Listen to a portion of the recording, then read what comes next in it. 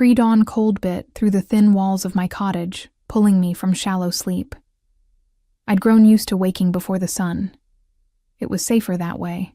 Less chance of crossing paths with the others when they were fresh and eager to remind me of my place. The floorboards creaked their familiar morning song as I shifted beneath my threadbare quilt.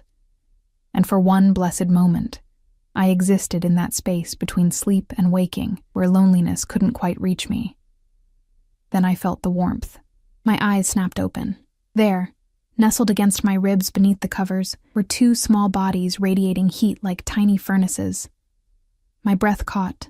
Slowly, carefully, I lifted the edge of the quilt. Two wolf pups blinked up at me with eyes too aware, too ancient for their size. One was slate gray with a white blaze down its muzzle. The other was russet brown with oversized paws that promised future strength. They couldn't have been more than a few weeks old, yet they watched me with an intelligence that made my skin prickle with instinctive recognition. Wolves, not dogs. Actual wolves, in my bed. My heart hammered against my ribs as I sat up slowly, the pups tumbling into my lap with small yips of protest. This wasn't possible. Our territory was protected, warded against wild animals. The only wolves allowed within the compound walls were... The realization hit me like winter water. These weren't wild wolves, these were pack children, shifter young who hadn't yet mastered the transformation back to human form. "Oh no," I whispered, my voice hoarse with sleep and rising panic. No, this has to be a mistake." The gray pup nuzzled against my palm, making a sound somewhere between a whimper and a purr. The russet one climbed up my nightgown, tiny claws catching in the worn fabric, until it could press its cold nose against my throat where my pulse beat its terrified rhythm. I knew what this meant. Everyone in the Silver Moon Pack knew what this meant, even those of us who lived on the margins, who were tolerated rather than welcomed. The Luna trials happened once every few generations, when an alpha king reached his prime, without having claimed a mate. The king would choose candidates, usually the strongest, the most beautiful, the most connected females in the pack, and his young would be sent to test them. Children knew. Even in their wolf form, especially in their wolf form, they knew who had the capacity for nurturing, for protection, for the fierce tenderness that made a true Luna, but they couldn't have chosen me. There had to be some mistake. I was Ela, the orphan girl who lived in the forgotten cottage at the edge of the western woods.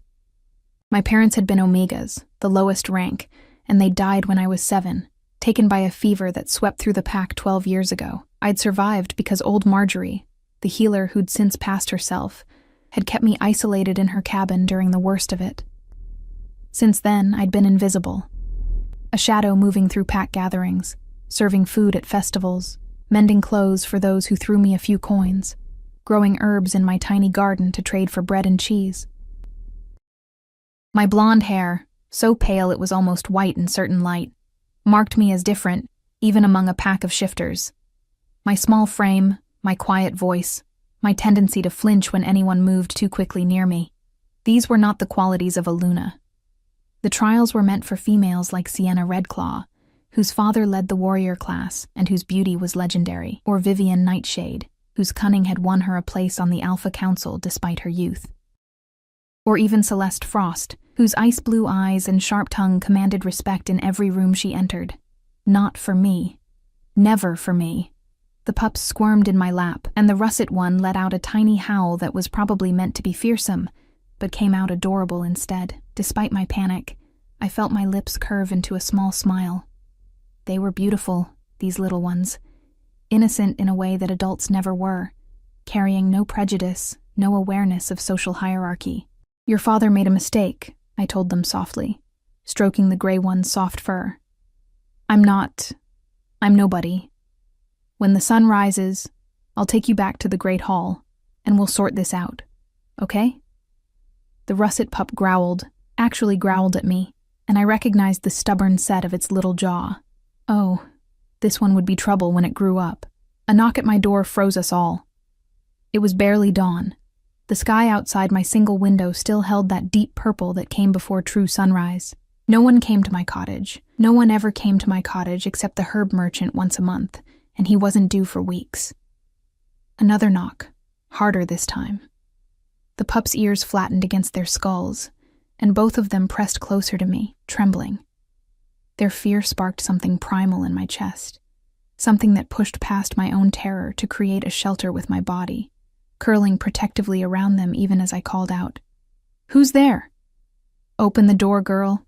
The voice was female, clipped, authoritative. I recognized it immediately. Counselor Vivian Nightshade. The Alpha King sent me to verify the placement was successful. My mouth went dry. This was real. This was actually happening. With shaking hands, I wrapped the pups in my quilt and stood, padding barefoot across the cold floor. I cracked the door open, and Vivian's sharp gaze immediately dropped to the bundle in my arms. She was beautiful in the way that winter was beautiful. All clean lines and lethal edges, her dark hair pulled back in a severe knot that accentuated her high cheekbones. She wore the formal black and silver of the council, and her expression revealed nothing. "So it's true," she said, her voice carrying an edge I couldn't quite interpret. "He actually placed them with you." "There's been a mistake," I said quickly, the words tumbling over each other. I shouldn't be. Please, I'll bring them back right now. I never meant." "There's no mistake." Vivian's eyes narrowed. "Alpha King Rowan doesn't make mistakes. He observed all the unmated females during the Harvest Moon gathering last week. He watched how they interacted with the pack children during the autumn games, and he made his choice." She paused, her gaze raking over me with an intensity that made me want to retreat into my cottage. All three of his choices. 3. There were 3 of us in the trials. Who are the others? The question escaped before I could stop it. "Sienna Redclaw and myself," Vivian said, and something flickered across her face. Was it resentment? Surprise? "The formal announcement will be made at noon in the Great Hall. All 3 candidates are required to attend with the children they've been entrusted with. Do not be late, Isla. The Alpha King's patience has limits." She turned to leave, but I called out, "Wait!" When she glanced back, I forced myself to meet her eyes. Why me? I don't understand why he would choose me. For a long moment, Vivian studied me with an expression I couldn't decipher. Then she said, "Perhaps that's exactly why he chose you. You don't expect it. You don't hunger for it." Her lips curved in something that wasn't quite a smile. "Or perhaps he simply wants to see if you'll run." She walked away, her boots crunching on the frost-touched ground, leaving me standing in my doorway with 2 pups and a future I'd never imagined, one that terrified me more than any nightmare. I closed the door and leaned against it, my legs suddenly weak. The gray pup wiggled free from the quilt and dropped to the floor, immediately beginning to explore my small cottage with nose-to-ground intensity. The russet one remained in my arms, those 2 old eyes fixed on my face. "What am I going to do?" I whispered to it. It licked my chin, and despite everything, I laughed, a slightly hysterical sound that echoed in my empty cottage. The sun was rising now, painting my walls with fingers of golden light. I had 6 hours until the announcement. 6 hours to figure out how to present myself at the Great Hall without dying of humiliation, when everyone saw that the Alpha King had inexplicably included the orphan Omega in his Luna trials. 6 hours to pretend I was someone worthy of standing beside an Alpha King. The pups needed food first, that much was clear. I set the russet one down and moved to my small kitchen area, pulling out the dried venison I'd been saving for winter. I tore it into tiny pieces, watching as both pups attacked their breakfast with enthusiastic growls that made them sound like the fierce predators they'd someday become. While they ate, I caught my reflection in the small, cloudy mirror above my wash basin. My blonde hair hung in tangles past my shoulders, my nightgown was more patch than original fabric, and my face looked too thin, too pale, too ordinary. There was nothing special about me, nothing that would catch an Alpha King's attention. Unless Vivian was right, and that was exactly the point. I'd seen Rowan from a distance, of course. Everyone had. He'd taken the leadership 5 years ago when his father fell in battle against the Shadowfang pack, and at 28, he commanded respect through sheer presence alone. Tall and broad-shouldered, with dark hair that he wore slightly too long and eyes that were said to see through any deception. He was just, they said. Fair, but unforgiving. Strong enough to hold our territory against all threats. and completely, utterly beyond my reach. The pups finished eating and immediately began wrestling with each other on my floor, tumbling and nipping with joyful abandon. I watched them, feeling that strange, protective warmth bloom in my chest again. They were his children, Rowan's children, which meant somewhere in the pack there was a mother, or mothers, who'd given birth to them. The Alpha King wasn't mated, but that didn't mean he was celibate. It wasn't uncommon for powerful wolves to have children before they chose their Luna. These pups would have been born to strong females who hoped their sons or daughters might be the key to winning the Alpha King's heart. Instead, he'd taken them and sent them out to find his mate himself, using the oldest test in our culture. Trust the children. They know truth. They know hearts. "Why did you pick me?"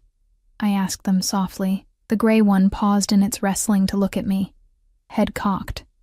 Then it padded over, climbed into my lap, and curled up with a contented sigh that said more clearly than words, "Because you're ours." The russet one followed, settling against its sibling, and within moments, both were asleep. The instant, total sleep of the very young who feel completely safe. I sat there on my cold floor, holding two pups who believed I was their mother, and felt the weight of impossible expectations settle onto my shoulders like a mantle made of thorns. By noon, everyone would know. By noon, I would have to walk through those great hall doors and face not just the Alpha King, but the entire pack who would wonder what madness had possessed their leader to include me in the most important decision of his reign. By noon, my invisible life would end, and whatever came next would either destroy me or forge me into something I couldn't yet imagine. The pups snored softly in my lap, trusting and warm and utterly unaware of the storm their presence had created. Outside, the sun climbed higher, and the morning birds began their songs, and somewhere in the great hall, an Alpha King waited to see if his gamble on a broken, forgotten girl would prove to be wisdom or folly. I had 6 hours to prepare. It felt like I had no time at all. I spent the next 3 hours in a state of controlled panic, doing everything I could to make myself presentable while the pups alternated between sleeping and exploring every corner of my cottage with relentless curiosity. The gray one. I'd started calling him Storm in my head, though I had no right to name the Alpha King's children, had discovered my herb bundles hanging from the ceiling beams, and seemed determined to taste each one. The russet one, who I'd mentally dubbed Ember for the way her fur caught the light, had claimed my only spare blanket as her personal territory and growled at Storm every time he came near it. They were already showing such distinct personalities. Storm was adventurous, fearless, constantly pushing boundaries. Ember was possessive, protective, watchful. And both of them kept returning to me, checking that I was still there, pressing against my legs, or climbing into my lap whenever I sat down. The bond was forming. I could feel it like threads being woven between us, something ancient and instinctive that had nothing to do with logic or social standing.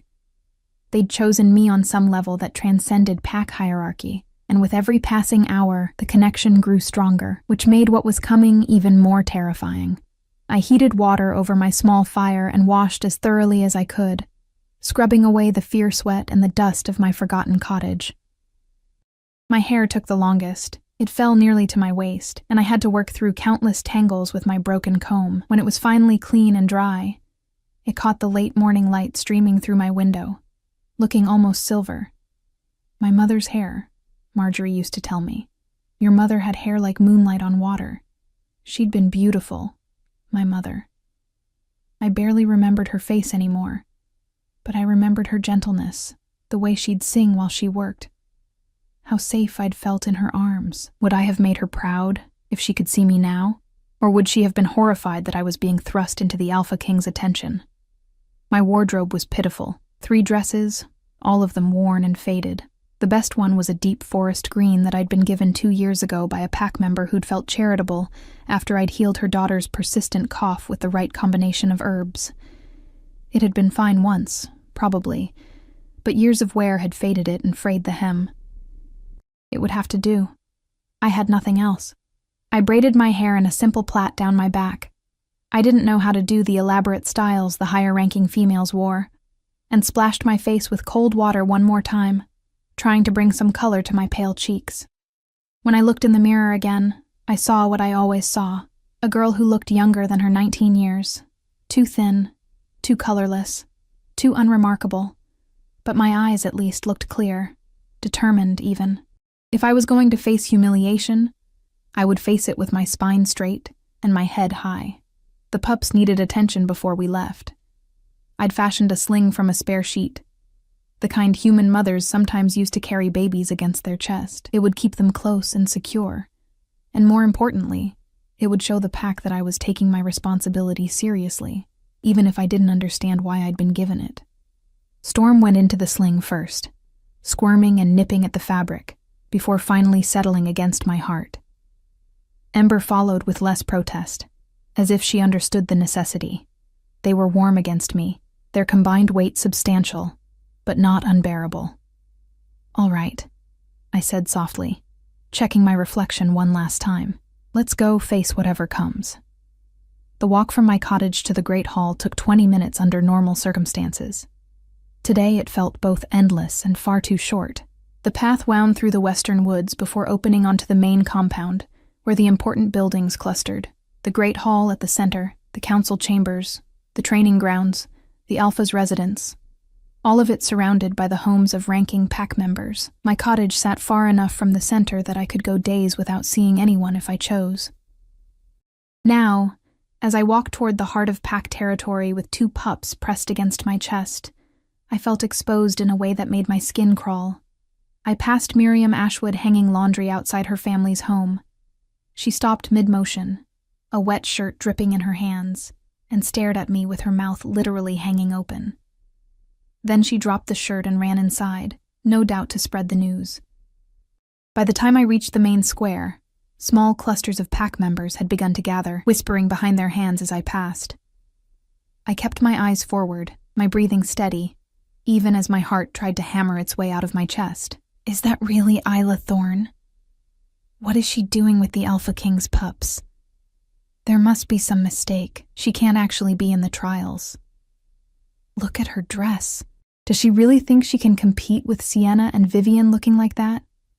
The voices washed over me like cold water, each one a small cut, but I'd had 19 years of practice at being invisible, at letting words slide off me without leaving marks. I could survive this. I just had to keep walking. The Great Hall loomed ahead, its massive wooden doors carved with the history of our pack. Generations of alphas, great battles, sacred ceremonies. I'd been inside only a handful of times, always as invisible as possible, serving food or cleaning up after gatherings. Never as someone who mattered. Guards flanked the entrance, both of them shifting their weight uncomfortably when they saw me approaching. One of them, Jakob, who'd once thrown a stone at me when we were children, couldn't quite meet my eyes. "The Alpha King is expecting you," he said gruffly, pulling open one of the massive doors. The Great Hall was already filled with pack members, hundreds of them arranged in a semicircle around a raised platform at the far end. Every head turned as I entered, and the whispers rose to a dull roar that made the pups stir against my chest. I forced myself to breathe, to walk forward with measured steps even though every instinct screamed at me to run back to my cottage and hide. Then I saw them. Sienna Redclaw stood to the right of the platform, resplendent in a deep crimson dress that hugged her curves and showed off her warrior's build. Her auburn hair fell in perfect waves down her back, and she held a single pup, a large male with a distinctive black patch over one eye, with the casual confidence of someone who'd never doubted her right to be there. Vivian Nightshade stood to the left, elegant in midnight blue, her severe beauty accentuated by the simplicity of her dress. She held a small female pup with pale gray fur, cradling it like something precious but maintaining perfect posture, perfect poise. And between them, on the platform itself, sat Alpha King Rowan. I'd seen him from a distance, but nothing had prepared me for the impact of his full attention. He was bigger than I'd realized, broad-shouldered and powerfully built, dressed in the formal black and silver of his station. His dark hair was pulled back from his face, revealing features that were more harsh than handsome. A strong jaw, a blade of a nose, a mouth that looked like it rarely smiled. But it was his eyes that stopped me mid-step. They were the color of amber, almost gold in the light streaming through the high windows. and they were fixed on me with an intensity that made me feel simultaneously seen and dissected. He saw everything: the cheap dress, the makeshift sling, my too pale hair, my fear. He saw me, truly saw me, in a way no one had since Marjorie died. And he didn't look disappointed. Isla Thorne, his voice carried across the hall, deep and resonant. It wasn't loud, but every person in the room fell silent to hear it. Approach. My legs moved on instinct, carrying me forward even as my mind went blank with terror. The crowd parted, and I walked between them with my head up, one hand cupped protectively around the pups in their sling. When I reached the base of the platform, I stopped and dropped into the formal bow required when addressing the Alpha King. Or I tried to. But the movement jostled the pups, and Ember let out a squeak of protest. "Rise," Rowan said. And there was something in his tone, amusement. "The children are uncomfortable." I straightened quickly, adjusting the sling. "I'm sorry, Alpha King. I didn't mean to." "Don't apologize." He stood, and the movement made him even more imposing. "You came. You brought them safely. That's what matters." He descended from the platform, and suddenly he was right there, close enough that I could smell pine and leather, and something wild that made my wolf, my small, quiet wolf that I'd never fully shifted into, stir with recognition. Rowan reached out slowly, giving me time to flinch away if I wanted to, and gently pulled back the edge of the sling to look at the pups. Storm peeked up at him, let out a tiny yip, and then tried to climb out to reach his father.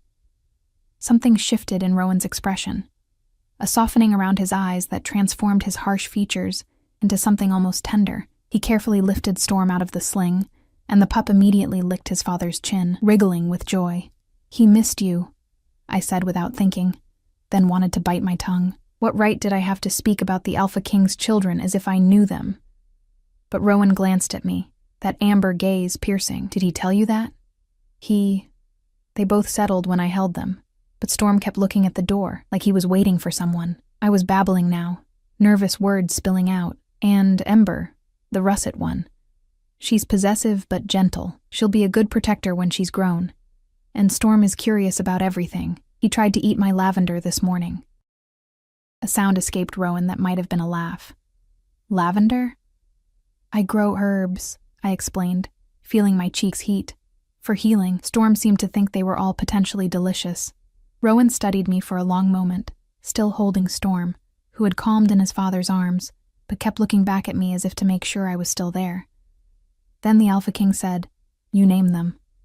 It wasn't a question, and I realized my mistake too late. "I'm sorry. I had no right." I was just, "What did you name this one?" He lifted Storm slightly. "Storm," I whispered, "because his coloring, and because he's fearless. Like a storm that doesn't know anything can hurt it." "And the other?" "Ember, for the fire in her fur and in her spirit." Rowan's lips curved, just slightly, in what might have been approval. He tucked Storm back into the sling with surprising gentleness for such large hands, and the pup immediately snuggled against Ember, both of them settling as if they belonged there.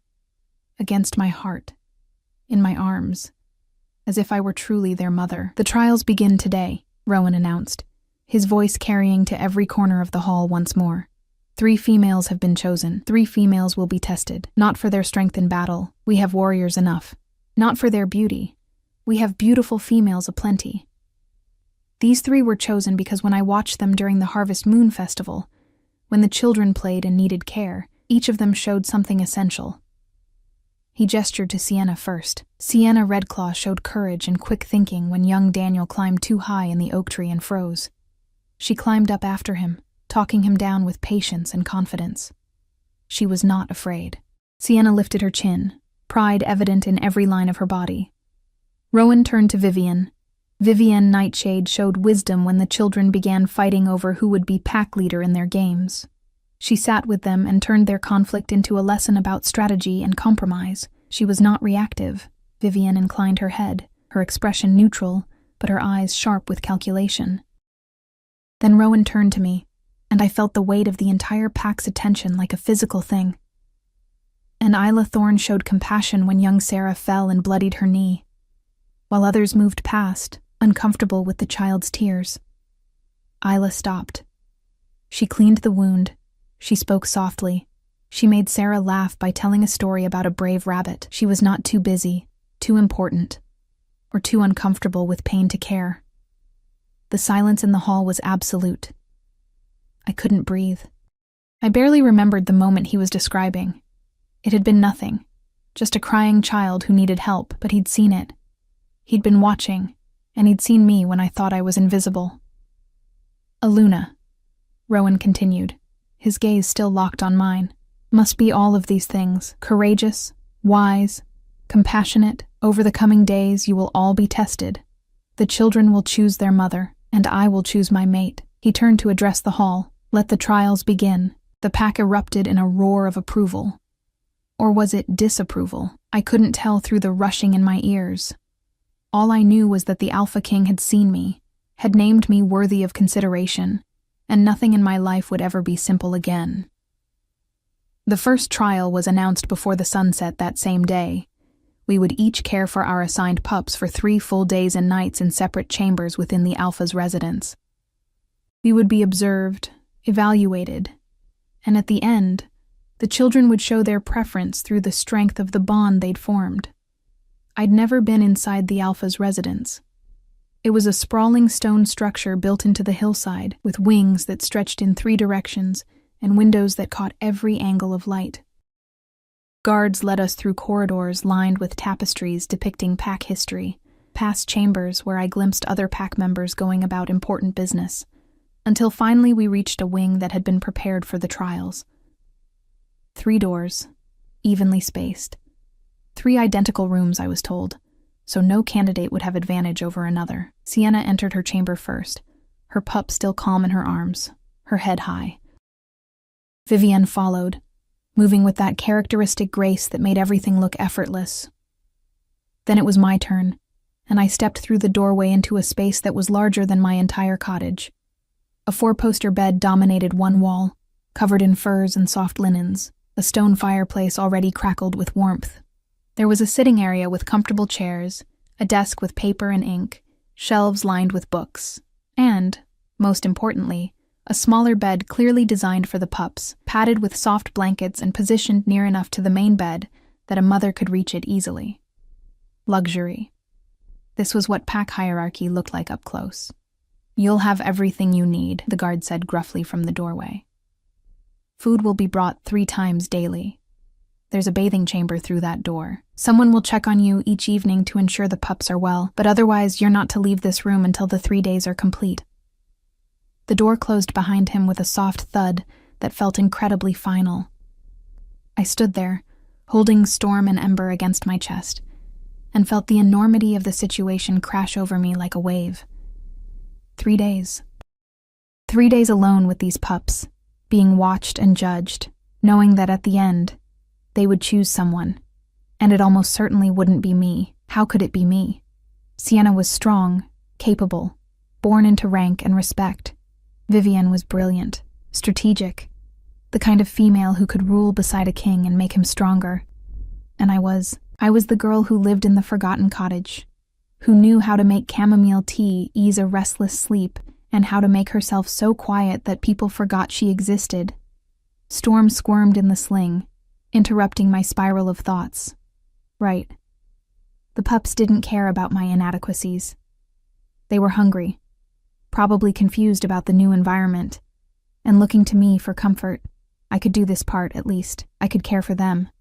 I set up their small bed first, arranging the blankets into a nest-like formation that would feel secure. Then I carefully released them from the sling, watching as they immediately began exploring the room with noses pressed to the floor, tails wagging. Ember found a leather ball in the corner. Someone had thoughtfully provided toys, and pounced on it with a delighted yip. Storm discovered his reflection in a polished metal panel on the wall and growled at it, hackles rising, before I scooped him up and carried him away, trying not to laugh. "That's you, silly one," I murmured against his soft fur. "You're growling at yourself." He licked my nose in response, and I felt that thread between us tighten another degree. The first meal arrived as the sun began to set. Not just food for the pups, but an elaborate dinner for me as well. Roasted meat, fresh bread, vegetables cooked with herbs I recognized, a slice of berry pie that made my mouth water. I ate mechanically, too anxious to truly enjoy it, while the pups demolished their own portions with enthusiastic growls. After dinner, I tried to settle them in their designated bed. They had other ideas. Ember climbed out immediately, padding across the floor to my bed and scratching at the furs until I lifted her up. Storm followed, his little legs scrambling to make the jump, falling back, trying again with single-minded determination until I took pity on him and lifted him too. "You're supposed to sleep in your own bed," I told them, but they just curled up on the pillow beside where I would lay my head, snuggling together with contented sighs. Fine. Let the observers note that the pups preferred my bed. Maybe that would count for something, or maybe it would be seen as a failure to establish proper boundaries. I was too tired to care. I changed into the nightgown that had been provided, much finer than anything I owned, and slipped under the covers. The bed was softer than anything I'd ever experienced. The room was warm. The pups were safe. For the first time in years, I fell asleep feeling something other than alone. I woke to Storm howling. It was the middle of the night. The fire burned down to embers, and the small pup was sitting up in bed making the most mournful sound I'd ever heard. Ember had pressed herself against the headboard, whimpering, her ears flat against her skull. "What is it?" I sat up quickly, reaching for them. "What's wrong?" Storm's howl cut off, but he was shaking now, pressed against Ember. Both of them were staring at the window, where moonlight streamed through the glass. My heart hammered. Was there a threat? An intruder? I slipped out of bed and moved to the window, every sense alert. But there was nothing there, just the night, the moon, the peaceful grounds of the Alpha's residence stretching below. When I turned back, both pups had their eyes fixed on me, and I realized with a chill what was happening. They were afraid of being alone, of being abandoned. These were the Alpha King's children, but they were still babies. They'd been taken from wherever they normally slept, given to strange females, moved to unfamiliar rooms. Storm's howl hadn't been about external danger. It had been about waking up and needing to know his caretaker was still there. "I'm here," I said softly, climbing back into bed. "I'm right here. I'm not going anywhere." I gathered them both against my chest, feeling their rapid heartbeats begin to slow. Storm made a small, questioning sound, and I started humming. An old lullaby my mother used to sing, one of the few things I clearly remembered about her. The melody filled the quiet room, wordless and gentle. Ember's breathing evened out first, her small body going heavy with sleep. Storm held out longer, as if fighting the comfort, but eventually, he too surrendered. I kept humming long after they'd fallen asleep, staring up at the ceiling and wondering if Sienna and Vivian were having similar moments in their chambers, or if their pups slept peacefully through the night, because their caretakers were more naturally suited to motherhood. The next 2 days fell into a rhythm. The pups would wake me at dawn, demanding breakfast and attention. We'd play. I'd roll the leather ball and they'd chase it, tumbling over each other in their excitement. I'd tell them stories, making up adventures about brave wolves who explored mysterious forests and protected their packs from danger.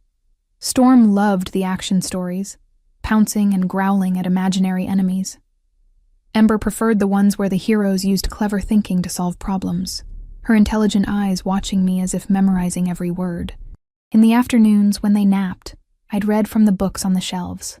Histories of our pack, legends of the first shifters, philosophies on leadership. Some of it was dry, but some of it fascinated me, filling gaps in my knowledge that came from being educated in fragments, by whoever would spare time to teach the orphan girl. Each evening, someone came to check on us. Never the same person twice. The healer, Cassia Birch, examined the pups and pronounced them healthy, thriving even. A council member whose name I didn't catch observed how they responded to my commands. Sit, stay, come, noting that they obeyed me despite their young age. And once, on the second night, Rowan himself appeared at the door. I'd been sitting by the fire, both pups asleep in my lap, reading aloud from a book of poetry, just because I liked the sound of the words. When I looked up and saw him filling the doorway, I nearly dropped the book. "Alpha King," I scrambled to stand, trying not to disturb the pups, and managed an awkward curtsy that made Ember grumble in protest. "Sit," he said, the command gentle but absolute. "Don't wake them." I sank back down, hyper-aware of how I must look, hair loose around my shoulders, bare feet tucked under me, the vulnerable intimacy of being caught in a private moment. Rowan stepped into the room, and suddenly the large chamber felt small. He moved to stand by the fire, looking down at the pups sleeping peacefully in my arms. "They're content with you," he observed. "They're good pups," I said quietly. "Smart. Sweet. Storm is brave to the point of recklessness. But Ember watches out for him. They balance each other. Like siblings should." His amber eyes flicked to me. "You've been reading to them." It wasn't a question. He must have been told. Or perhaps he'd been listening outside the door before entering. I felt heat rise in my cheeks. I didn't know what else to do during their naps. The books were here, and I thought, I don't know. Maybe they'd like the sound of it. My mother used to read to me when I was small. Before, I trailed off, not wanting to finish that sentence. Before she died. Before I became alone. Before the fever took her, Rowan finished, his voice softer than I'd ever heard it. I remember. I was 18 when it swept through the pack. We lost 37 members in 2 weeks. I looked up sharply. "You remember the fever?" "I remember every loss." He crouched down, bringing himself to eye level with me, and reached out to stroke Storm's fur with one finger. The pup sighed in his sleep, but didn't wake. "I remember your parents specifically. Your father, Declan, saved my younger brother during a hunt when a boar charged. He stepped between them without hesitation. And your mother, Elena, made the medicine that kept half the pack alive long enough for the fever to break." My throat tightened. I didn't know anyone remembered them. "I remember." His gaze held mine, and there was something in it that made my heart stutter. "I also remember a small blonde girl who refused to cry at their funeral, who stood silent as stone while the pack mourned, who looked like she'd decided to become invisible rather than feel that pain again. He'd seen me. Even then, when I was 7 years old and he was the Alpha's teenage son, he'd seen me. I wasn't strong enough to stay visible," I whispered, "or you were smart enough to survive the only way you could." Rowan stood, breaking the intensity of the moment. "The trials aren't about strength, Isla. Not the kind most people think of. They're about finding someone who can stand beside me when everything is falling apart and still hold the center. Still remember that our pack is made of individuals, each one mattering, even the invisible ones." He moved toward the door, then paused. "Storm howled last night. I heard it from my chambers." My stomach dropped. Of course he'd heard. His rooms were probably in this same wing. "I'm sorry." He was frightened, and I don't apologize. "I came to check on you both, but by the time I reached your door, you were humming that lullaby and they'd settled." He looked back at me over his shoulder. "Sienna's pup didn't make a sound last night. Neither did Vivian's. But I wonder if that's because they didn't need comfort, or because their caretakers didn't hear them ask for it." He left before I could respond, the door closing softly behind him. I sat there by the dying fire, the pups warm in my arms, and felt something shift inside me, a tiny spark of possibility that maybe, just maybe, I wasn't as inadequate as I'd always believed. On the morning of the 3rd day, a guard came to escort us to the Great Hall. The other candidates would be there with their pups, and the first trial would conclude with the children showing their choice. I dressed in my green dress again. It had been cleaned and mended overnight by some unseen servant, and arranged my hair in the same simple braid. Then, I settled Storm and Ember into their sling, and they pressed against my heart as if they belonged there. "Ready?" I asked them softly. Ember licked my chin. Storm yipped. I took that as a yes. The walk through the Alpha's residence felt different this time. Pack members stopped to stare as I passed. But there was something new in their expressions. Not just shock or disdain, but curiosity, speculation, as if they were seeing me as an actual possibility rather than a bizarre mistake. The Great Hall was even more crowded than it had been 3 days ago. Every pack member who could attend was there, crammed into every available space, their voices creating a din that made the pups press closer to me. Sienna was already positioned on one side of the platform, her pup looking healthy and well-groomed in her arms. Vivian stood on the other side, her pup appearing equally content. And in the center, once again, sat Alpha King Rowan on his throne.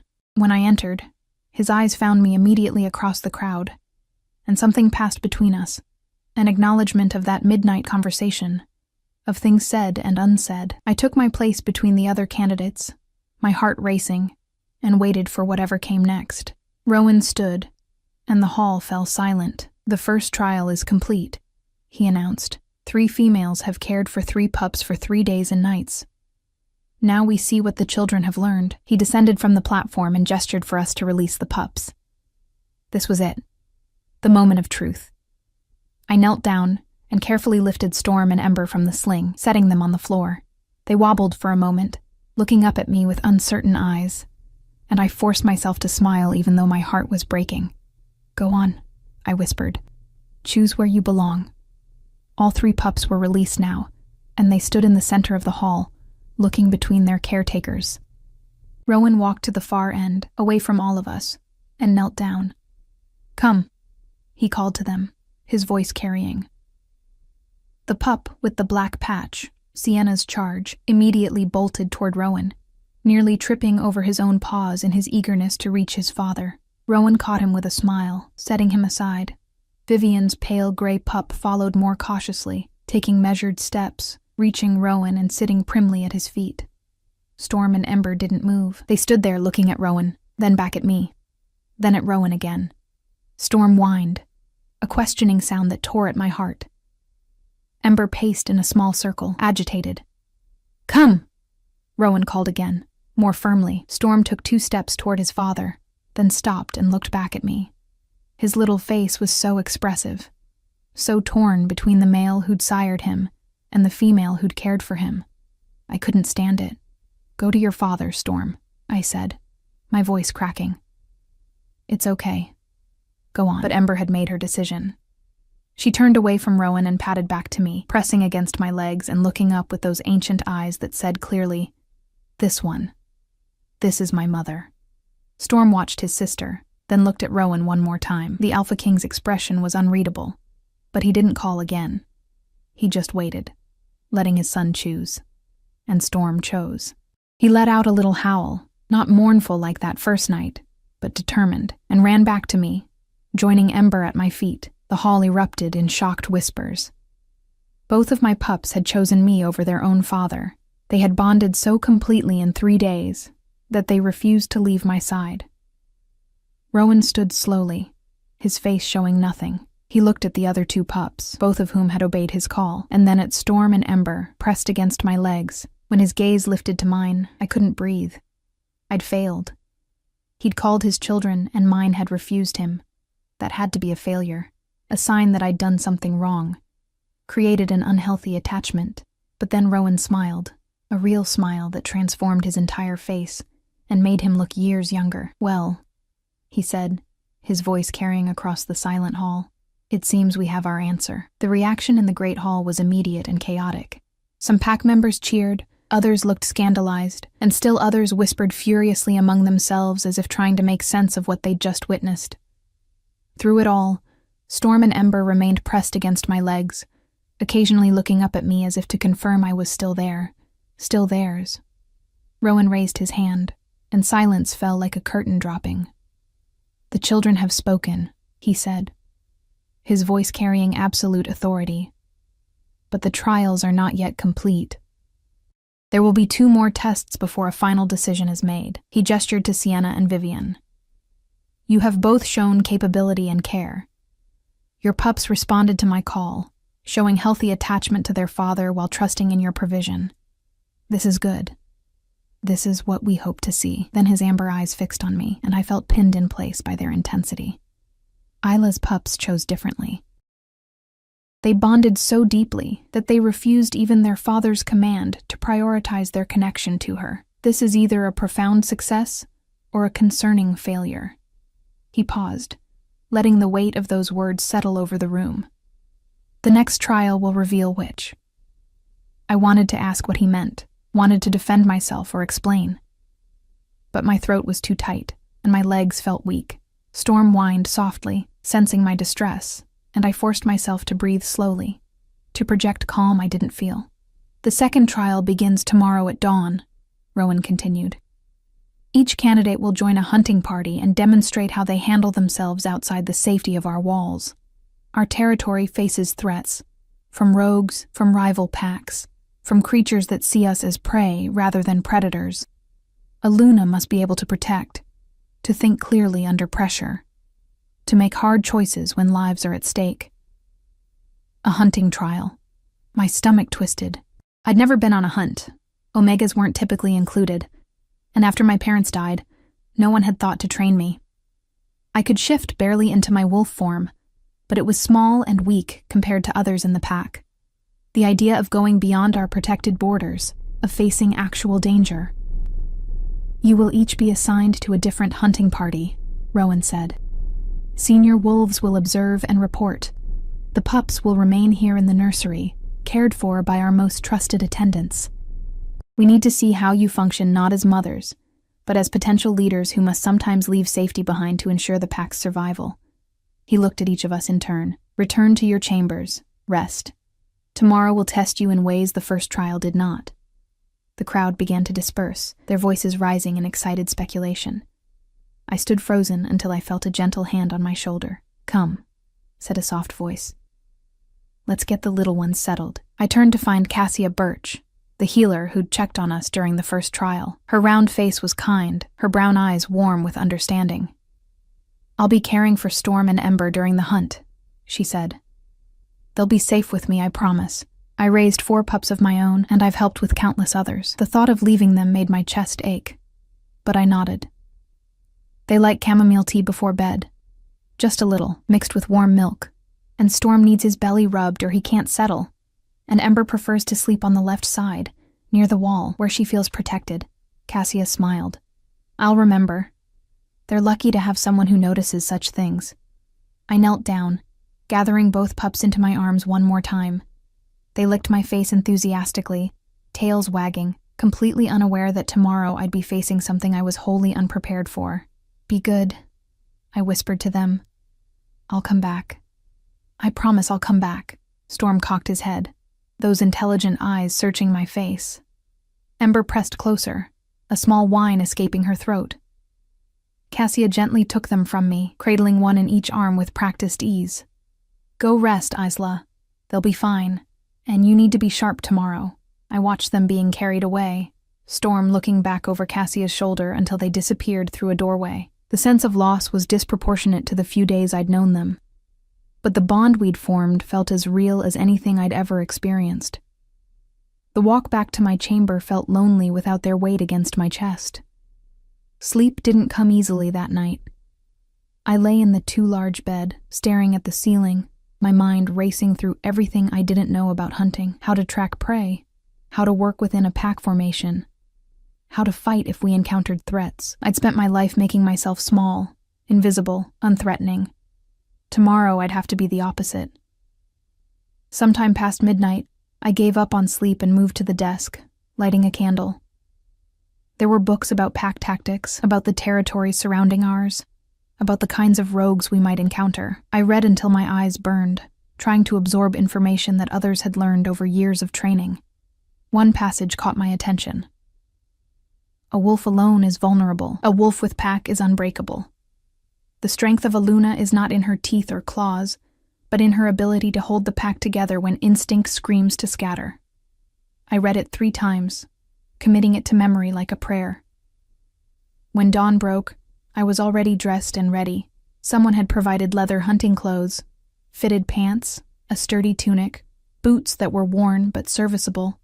My hair was braided tight against my skull to keep it out of my face. I looked at myself in the mirror and barely recognized the girl staring back. She looked capable, determined, like someone who might survive what was coming. The hunting parties assembled in the courtyard as the sun painted the sky in shades of rose and gold. 3 groups of 5 wolves each, all of them experienced hunters, all of them watching the 3 candidates with varying degrees of skepticism or interest. Sienna was assigned to a group led by Commander Drake Ironwood, a massive wolf known for leading raids against rogues. She looked completely at ease, checking her weapons and joking with the warriors like she belonged among them. Vivian was placed with Scoutmaster Theron Swift's group, wolves who specialized in reconnaissance and strategy. She listened intently as Theron briefed them on their route, her sharp mind clearly already working through scenarios. I was assigned to Tracker Felix Moonwhisper's group, and when I approached, the 4 wolves with him exchanged glances that made my stomach sink. Felix himself was older, probably in his 50s, with gray streaking his dark hair and scars crisscrossing his arms.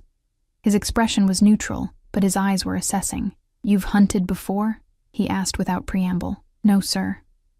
"Better to be honest than to pretend and fail spectacularly. Can you shift fully?" "Yes, but my wolf is small." "Not very strong." Another exchange of glances among the group. One of them, a younger male with copper-colored hair, muttered something under his breath that sounded like, "This will be interesting." Felix held up a hand, silencing them. "Doesn't matter what size you are if you're smart and you listen. Our job today is to patrol the northern border where we've had reports of rogue activity. We track. We assess. We report. We only engage if absolutely necessary." He looked directly at me. "Your job is to stay alive and stay with the group. Can you do that?" "Yes, sir." "Then let's move." The shift happened simultaneously for all of us. I felt my bones begin to crack and reform, felt fur ripple across my skin, felt my senses explode outward as my wolf took over. It hurt. It always hurt for me, more than it should.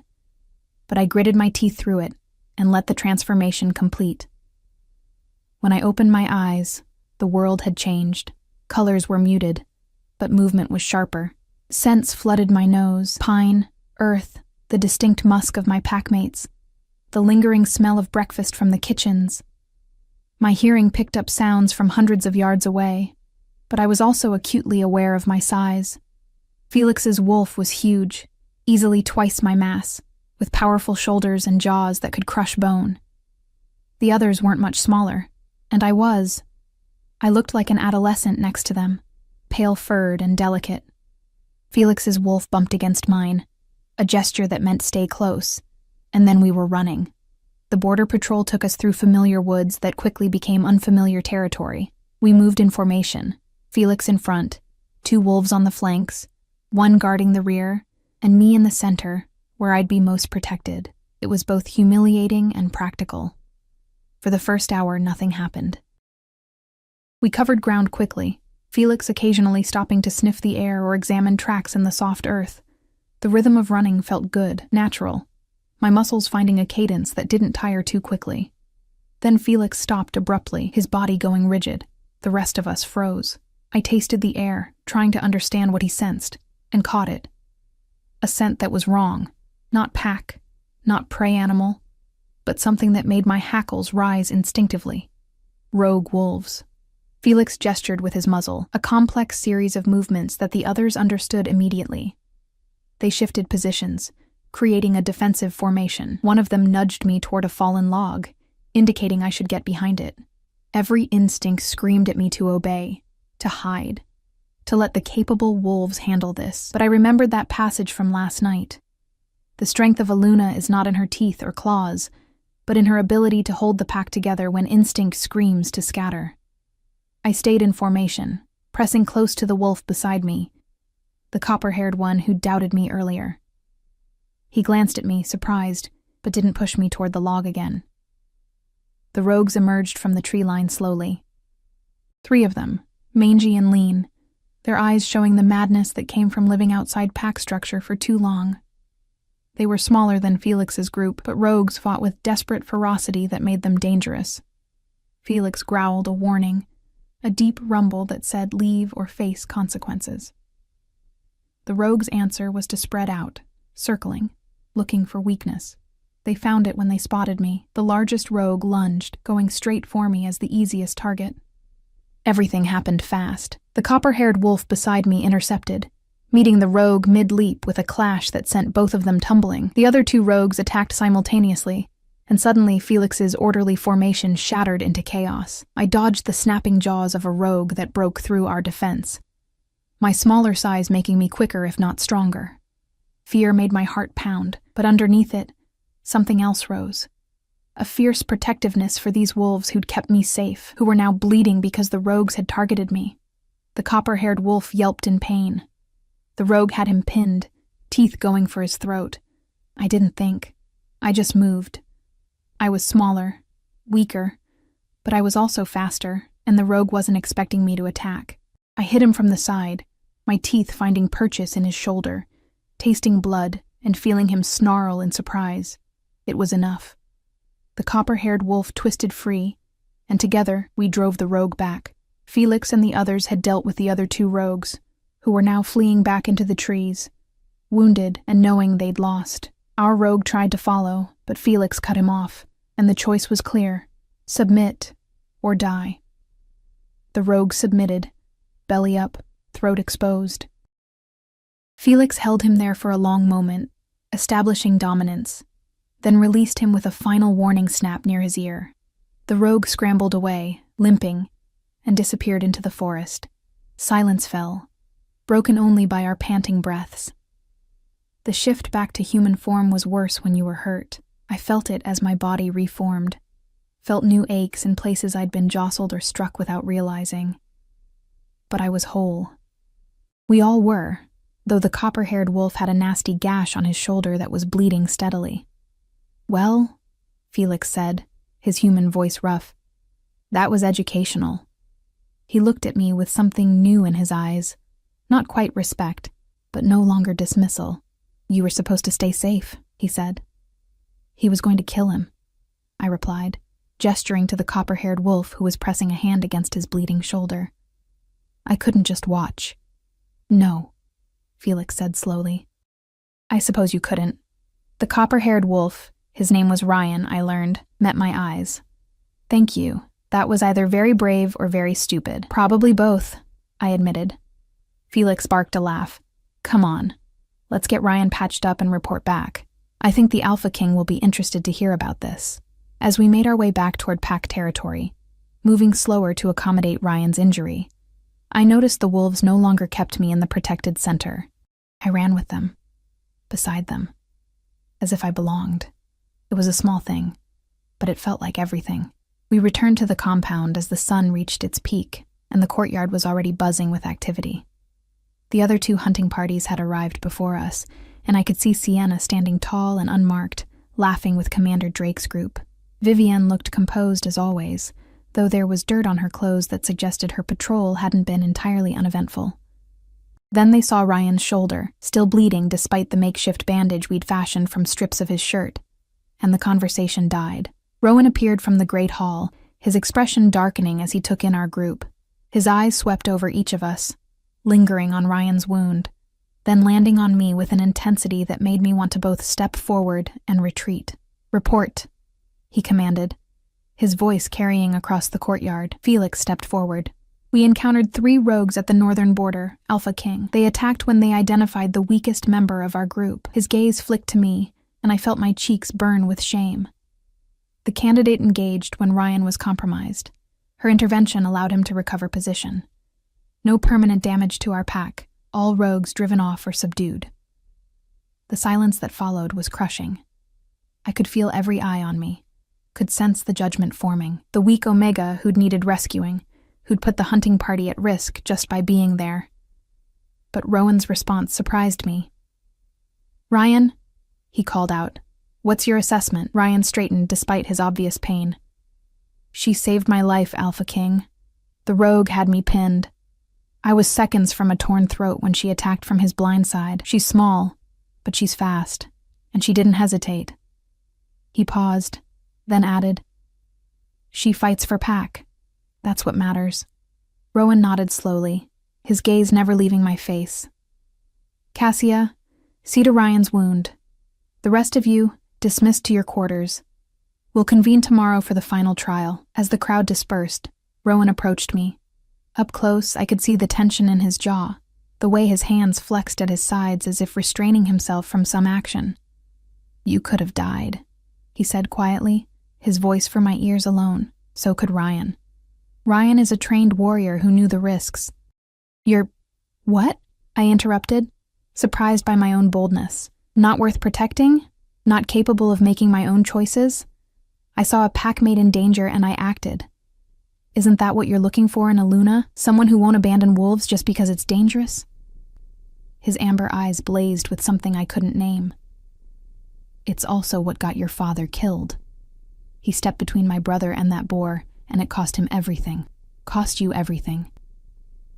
The words hit like a physical blow. You think I don't know that? You think I don't live with that every day? My voice cracked, but I forced the words out. But he made a choice. He chose to protect someone weaker. And maybe that's why I'm still here. Because he showed me that's what matters. Not staying safe. Not staying invisible. Protecting Pack. Rowan stared at me for a long moment, emotions warring across his face. Then, unexpectedly, he reached out and brushed a strand of hair that had escaped my braid behind my ear. The gesture was gentle, intimate, completely at odds with his harsh expression. You terrify me, he said softly, and I'm not easily frightened. Before I could respond, he turned and walked away, leaving me standing in the courtyard with my heart pounding and my mind racing. That evening, Cassia brought Storm and Ember to my chamber. They launched themselves at me the moment she set them down, yipping and climbing over each other to reach me first, their joy so pure it made my eyes sting. They missed you, Cassia said with a warm smile, especially when the sun started setting. Storm howled for you twice.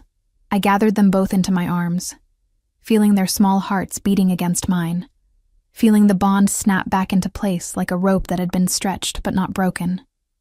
Did you hear? Cassia asked, settling into one of the chairs. About what you did today? I'm sure everyone heard. They're talking about it. Some say you were reckless. Others say you were brave. She leaned forward, her expression serious. But what they're all saying, Isla, is that you fought for Pack. That when it mattered, you didn't think about yourself. You thought about saving a packmate. I just reacted, I said, stroking Ember's soft fur. There wasn't time to think. That's exactly it. Cassia's eyes were knowing. When there's no time to think, we show who we really are, and you showed everyone that underneath that quiet, invisible exterior, you have the heart of a Luna. After she left, I sat with the pups and tried to process everything that had happened. Tomorrow was the final trial, and I still had no idea what it would entail, but something had shifted today, not just in how others saw me, but in how I saw myself. Maybe I wasn't as weak as I'd always believed. Maybe survival wasn't just about staying small and quiet. Maybe it was also about knowing when to stand up, when to fight, when to refuse to let fear make your choices for you. Storm climbed up to lick my face, and I laughed despite my exhaustion. What do you think, little warrior? Can I do this? His answering yip sounded distinctly like yes. The final trial was announced at dawn, a formal council session where each candidate would be questioned about their vision for the Pack's future. It would be held in the Great Hall with every ranking member present, and our answers would determine who the council supported as Luna. I'd never spoken in front of the council. I'd never spoken in front of any large group. The thought of standing before them, of having my words scrutinized by wolves who'd barely acknowledged my existence until a week ago, made my stomach churn with anxiety. But I had no choice. This was the final test. We gathered in the Great Hall as the morning sun streamed through the high windows. The council sat in a semicircle on the raised platform, 12 wolves who represented different aspects of Pack life. Warriors, healers, scholars, traders, scouts, and in the center, in the Alpha's seat, sat Rowan, watching with those unreadable amber eyes. Sienna went first. She spoke confidently about strengthening our warrior training, about expanding our territory, about building alliances through shows of force. Her vision was clear, decisive, focused on external strength. The council nodded approvingly. Several asked clarifying questions, which she answered with the ease of someone who'd been raised understanding Pack politics. Vivian went second. She discussed internal organization, improving our trade networks, establishing better communication systems between Pack families. Her vision was intelligent, practical, focused on efficiency and structure. Again, approving nods. The council clearly respected her strategic mind. Then it was my turn. I stood before them in my simple green dress, my blonde hair braided plainly, my hands trembling slightly at my sides. Every eye in the hall was on me, and I felt the weight of their expectations. Or rather, their lack of expectations. "Isla Thorne," Council Elder Miriam Ashwood said, her voice formal. "What is your vision for this pack's future?" I took a breath, thinking about Storm and Ember sleeping peacefully in the nursery, thinking about Ryan bleeding in the forest, thinking about all the years I'd spent invisible, and all the wolves who were still invisible, because no one looked at them. "My vision," I said, and my voice was quieter than Sienna's or Vivian's, but it was steady, "is a pack where no one has to be invisible to survive." Murmurs rippled through the hall. I pressed on. "I've listened to both previous candidates, and they're right. We need strong warriors. We need good organization. These things are essential." I met Rowan's gaze. "But we also need to see each other, really see each other. Not just the wolves who are strongest or most useful, but all of us." "The pack already cares for its members," Counselor Theron Swift said, his tone skeptical. "We have systems in place. Do we?" I asked gently. "Because I spent 12 years living alone in a cottage at the edge of our territory, and no one checked if I had enough food or if I was safe or if I needed help. I wasn't being punished. I just didn't matter enough to notice." The silence that fell was uncomfortable. "Good. I'm not saying this to complain," I continued. "I'm saying it because I can't be the only one. How many other wolves are we not seeing? The elderly who live alone and might need help but are too proud to ask. The young who don't fit the warrior mold but have other gifts. The injured who need more than physical healing. The grieving who need more than time." I looked around the hall, meeting eyes, letting them see me seeing them. Aluna's job isn't just to stand beside the Alpha King. It's to hold the pack together, all of it. Not just the parts that are easy to see or comfortable to acknowledge. It's to make sure that when someone falls through the cracks, someone notices, someone cares, someone reaches down and pulls them back up. Elder Miriam's expression had softened. "And how would you accomplish this vision?" "I would start by listening," I said, "by going to the edges of our territory, to the forgotten places, and asking what people need. I would organize support networks, matching those who have resources with those who need them. I would make sure our children know they're valued for more than their fighting ability. I hesitated, then decided to be completely honest. I would make sure no child ever feels as alone as I did after my parents died." My voice cracked on the last words, but I didn't look away, didn't hide. Rowan leaned forward in his seat. "You speak of compassion, of connection. These are admirable qualities." His tone was careful, measured. "But what about when compassion isn't enough? What about when hard decisions must be made? Decisions that will hurt some wolves for the good of the pack?" This was the real test. The question beneath the question. "I believe," I said slowly, "that hard decisions are easier to accept when wolves know their leader actually sees them.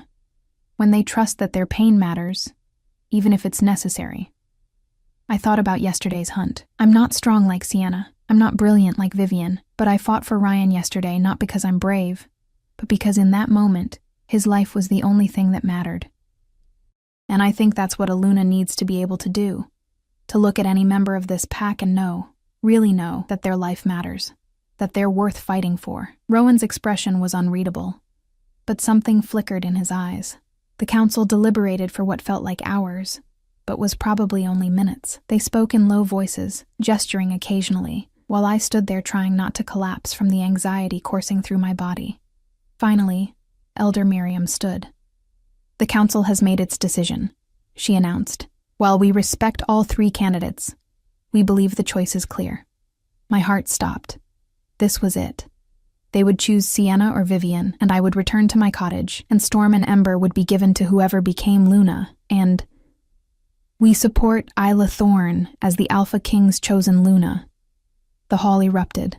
Some wolves cheered, others looked shocked. Sienna's face went carefully blank, but I saw the flash of hurt before she controlled it. Vivian simply nodded, as if she'd expected this outcome. But I couldn't focus on any of them, because Rowan had stood, had descended from the platform, was walking toward me with purpose in every step. He stopped inches away, close enough that I could feel the heat radiating from his body, could see flecks of gold in those amber eyes. "Do you accept?" he asked quietly, his voice pitched for my ears alone. "Do you choose this? Choose me? Choose a life where you'll never be invisible again? Where every decision you make will be watched and judged? Where the weight of the pack will rest on your shoulders alongside mine?" I thought about my cottage at the edge of the woods, about safety and solitude and the peace of being overlooked. Then I thought about Storm and Ember, about Ryan bleeding in the forest, about all the invisible wolves who needed someone to see them. "I accept," I whispered. "I choose this. I choose you." Rowan's hands came up to cup my face, his touch gentle despite his strength. "You were never invisible to me," he said softly. "From the moment I saw you comfort that child, I saw you. And I knew I needed someone beside me who understood what it meant to be overlooked, who would fight for those no one else fought for."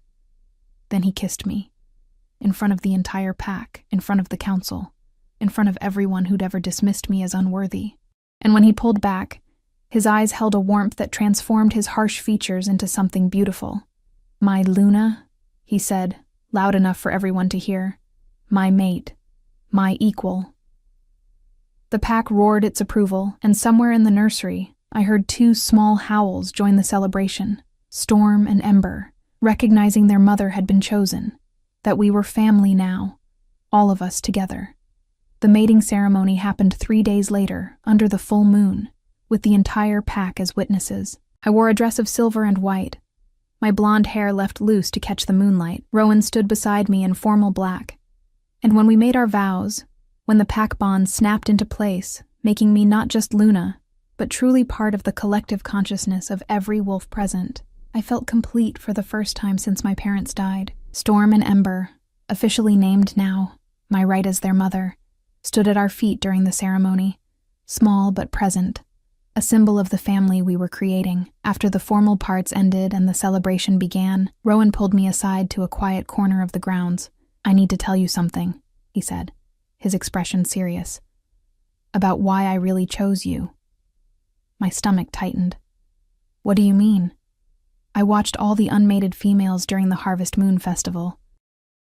I watched how they interacted with children, with elderly wolves, with each other. Most were kind enough, some were genuinely good. He paused. "But you were the only one who stopped for Sarah, who didn't just comfort her but actually saw her pain and took time to heal it, even though you had no obligation to do so, even though no one was watching.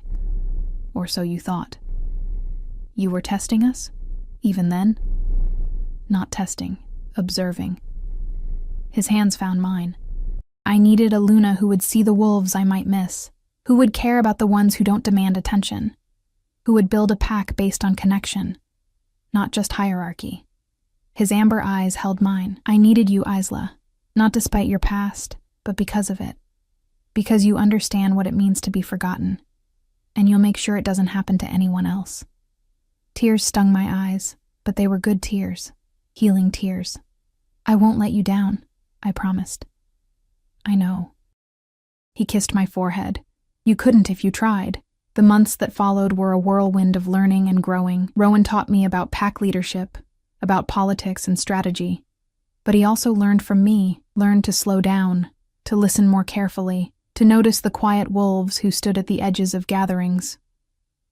Together, we established the Luna's Network, a system where wolves could request help anonymously, where resources were shared, where no one fell through the cracks.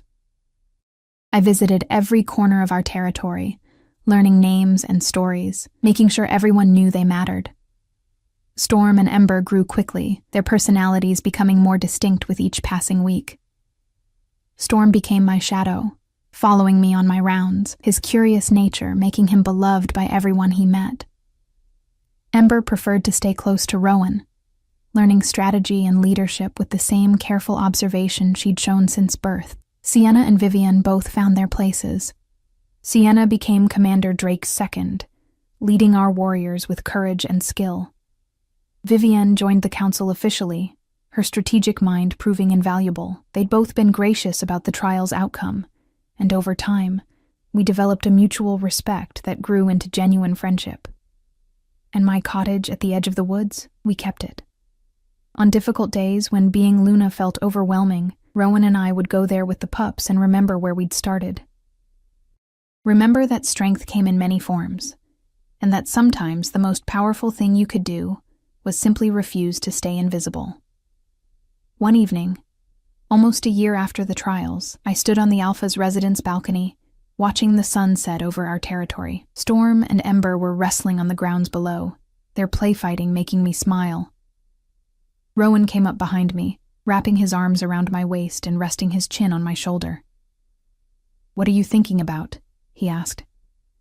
"About how a year ago, I woke up with 2 pups in my bed and thought my life was ending," I said softly.